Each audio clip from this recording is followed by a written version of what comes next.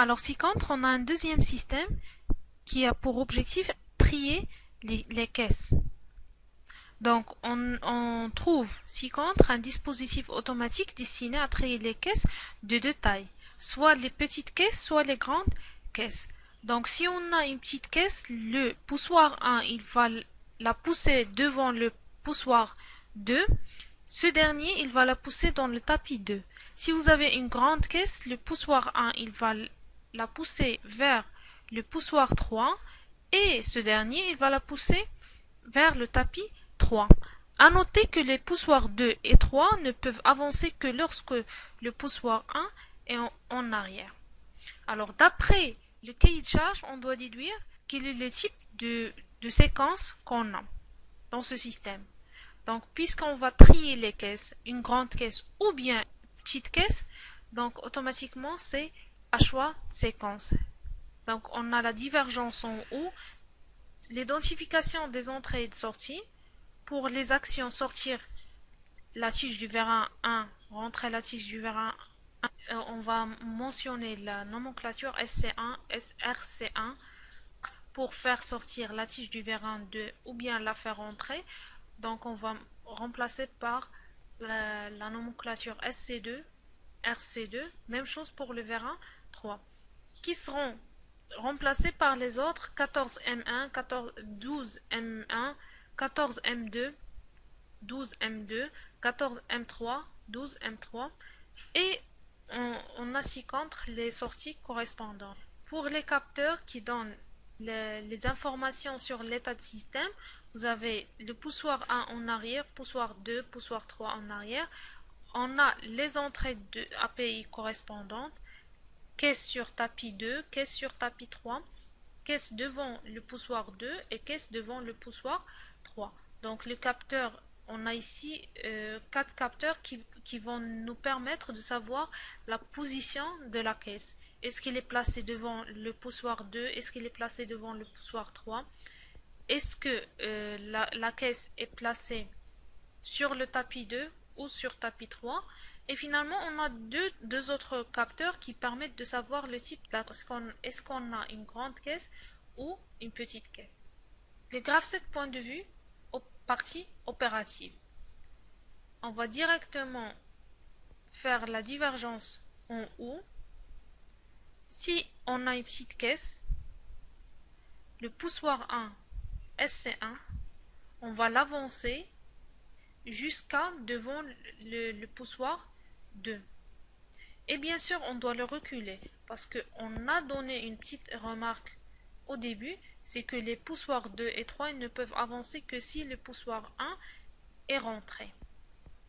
Donc, on va vérifier ce qu'il est rentré par L10 et puis le poussoir 2 avance et on doit vérifier que la caisse est sur le tapis 2 et finalement le poussoir 2 il revient à sa position initiale.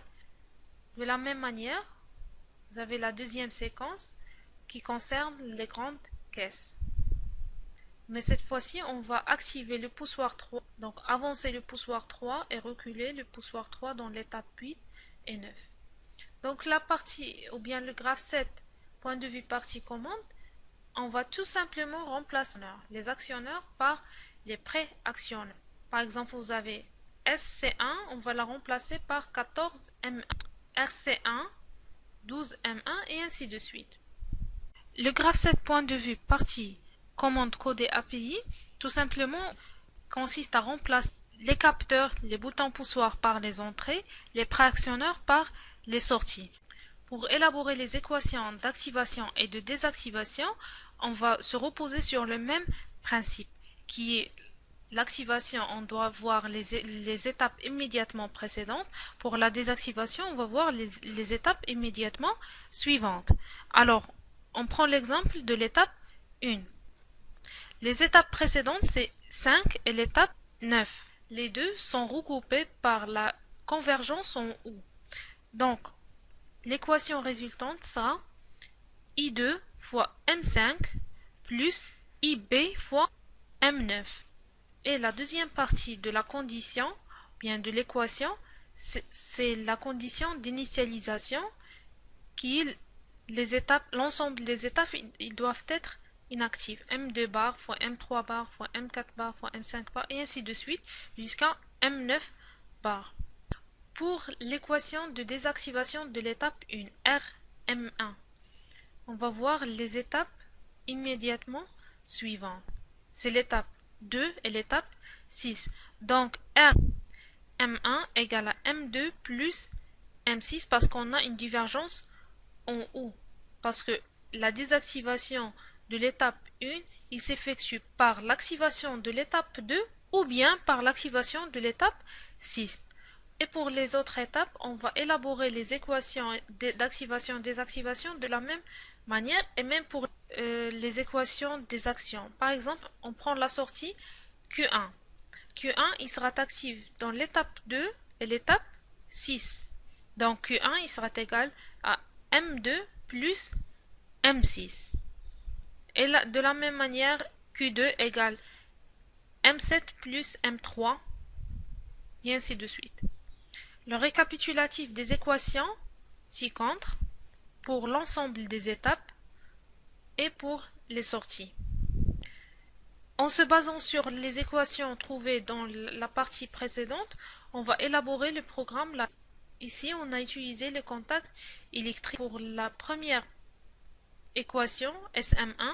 On a dit qu'il se compose de deux parties, de conditions, d'évolution et d'initialisation. Pour l'initialisation, les contacts sont normalement fermés et qui seront placés en série. Cette branche sera placée en parallèle par les deux autres branches M5 fois I2 et M9 fois IB. De la même manière, on va tracer le schéma des autres équations. Une fois on a terminé le traitement séquentiel, on passe pour tracer le traitement postérieur.